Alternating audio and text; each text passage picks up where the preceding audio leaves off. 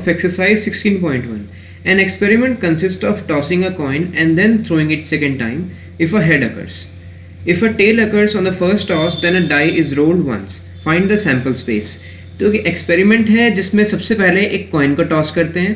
अगर कॉइन को टॉस करने पर पहली बार में हेड आ जाता है तो दोबारा उस कॉइन को टॉस करते हैं, और अगर टेल आता है तो उस कॉइन के साथ एक डाई को रोल करते हैं.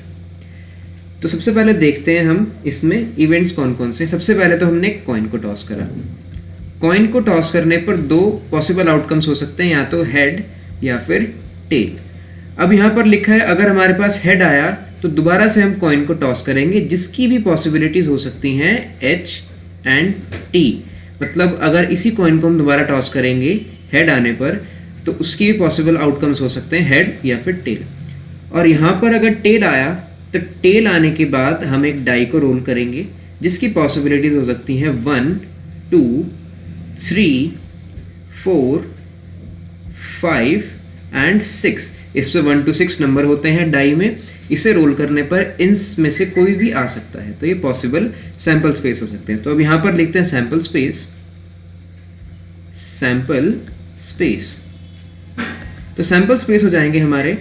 अगर हमारे पास हेड आया तो हम कॉइन को टॉस करेंगे दोबारा, तो उसके साथ हेड आ सकता है, ये एक पॉसिबल आउटकम है. हमने कॉइन को टॉस करा और हेड आया तो इसके साथ फिर दोबारा टॉस होगा, टेल आ सकता है. तो ये हेड के टोटल पॉसिबल आउटकम्स हो गए. अब हम टेल की बात करते हैं. टेल के साथ यहाँ पर 1 आ सकता है. हमने एक कॉइन को टॉस करा, उसमें टेल आया तो हम एक डाई को भी रोल करेंगे, उसमें मान लो 1 आया तो हम यहाँ पे लिख देंगे उसे. टेल आया यहाँ पर, उसके साथ 2 भी आ सकता है, टेल के साथ 3 भी आ सकता है, टेल के साथ 4 एंड टेल के साथ 5 एंड टेल के साथ 6 भी आ सकता है. तो ये हो जाएंगे इसके टोटल पॉसिबल सैंपल स्पेस या फिर आउटकम्स भी हम इसे कह सकते हैं. तो इस तरह से क्वेश्चन कंप्लीट होता है.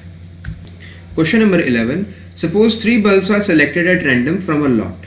Each bulb is tested and classified as defective D or non-defective N. Write the sample space of this experiment. तो इस क्वेश्चन में कहा गया है कि बहुत सारे बल्ब्स हैं, उनमें से कोई भी 3 रैंडमली कोई भी 3 हम बल्ब निकाल लेते हैं और उसके बाद उन्हें टेस्ट करते हैं और उन्हें कैटेगराइज करते हैं डिफेक्टिव और नॉन डिफेक्टिव में. तो इसके टोटल कितने पॉसिबल आउटकम्स हो सकते हैं, जिन्हें हम सैंपल स्पेस कहते हैं. सैंपल स्पेस में यहां पर लिखता हूं sample space is equals to, यहां पर ऐसा हो सकता है कि तीनों जो हमने बल्ब निकाले वो डिफेक्टिव हो, जिसको हम डी से डिनोट करेंगे. ऐसा हो सकता है कि तीनों बल्ब नॉन डिफेक्टिव हो, एन एन एन. ऐसा हो सकता है कि एक बल्ब डिफेक्टिव हो, डी एन एन. और यहां पर हम ऑर्डर का भी ध्यान रखेंगे, तो ऐसा हो सकता है कि N D N N N D, ये ऑर्डर हो सकता है हमारे पास. अब ऐसा हो सकता है कि 2 बल्ब डिफेक्टिव हो और एक नॉन डिफेक्टिव हो, डी डी एंड एन. अब यहां पर ऑर्डर भी हम चेंज करेंगे, D and D and N D D. तो ये हो जाएंगे हमारे पॉसिबल आउटकम्स. तो इस तरह से क्वेश्चन कंप्लीट होता है. Question number 12. A coin is tossed. If the outcome is head, a die is thrown. If the die shows up an even number, the die is thrown again. What is the sample space for this experiment? तो इस question में कहा है कि सबसे पहले हमने एक कॉइन को टॉस करा. अगर टॉस करने पर आउटकम हेड आता है तो हम एक डाई को थ्रो करेंगे. ये मान लो हमारे पास एक डाई है, इसको हमने थ्रो करा. अब इस डाई को थ्रो करने के बाद भी अगर इस डाई पर इवन नंबर आता है, इवन नंबर जैसे 2, 4 एंड 6, इन तीनों में से कोई नंबर आता है डाई पर, तो हम इसी डाई को दोबारा फेंकेंगे. तो अब इसके सैंपल स्पेस लिखना है हमें. तो सैंपल स्पेस लिखते हैं यहां पर sample space is equals to, सबसे पहले तो हम कॉइन को टॉस करेंगे. इसके आउटकम्स क्या हो सकते हैं? एक तो हमारे पास टेल आ सकता है, ये पॉसिबल आउटकम है, और अगर हेड आएगा हमारे पास तो हम एक डाई को थ्रो करेंगे. तो अब अगर हमारे पास नंबर आया 1, 3 एंड 5, इन तीनों में से कोई भी एक नंबर आया तो ये इवेंट यहीं पर स्टॉप हो जाएगा, हम डाई को दोबारा थ्रो नहीं करेंगे। तो हेड के साथ 1 आया, ये पॉसिबल हो सकता है, हेड के साथ 3 आया, ये भी पॉसिबल है, और हेड के साथ 5 आ जाए, ये भी पॉसिबल है। इसके आगे हम डाई को थ्रो नहीं करेंगे। अब इनके बाद अगर ये नंबर आ गए हमारे पास तो हम डाई को दोबारा से थ्रो करेंगे। हेड के साथ अगर 2 आ गया तो इसके साथ 6 नंबर और आ सकते हैं जो डाई पर होते हैं, 1 2 3 4 5 6। इन नंबर्स में से कोई भी एक नंबर आ सकता है, तो इसे हम ऐसे लिख सकते हैं। और इसी तरह से इसके साथ हेड के साथ 2 आया, फिर हमने दोबारा डाई को फेंका तो उसके बाद भी 2 आ गया, ऐसा हो सकता है। हेड के साथ 2 आया, फिर 3 आ गया, ऐसा भी हो सकता है। H2 4, ये भी पॉसिबल है। H2 5, ये भी पॉसिबल है। And H2 6। तो ये 2 के साथ होने वाली सारी पॉसिबिलिटीज हमने यहां पर लिख दी। अब इसी तरह से 4 एंड 6 के लिए भी लिखेंगे। तो हेड मान लो हमने हेड आया कॉइन पर, और उसके बाद 4 आया, और फिर हमने दोबारा डाई को रोल किया, तो उसके बाद मान लो 1 आ गया, तो ये इसका एक पॉसिबल आउटकम है। H4 2, ये भी पॉसिबल है। इसी तरह से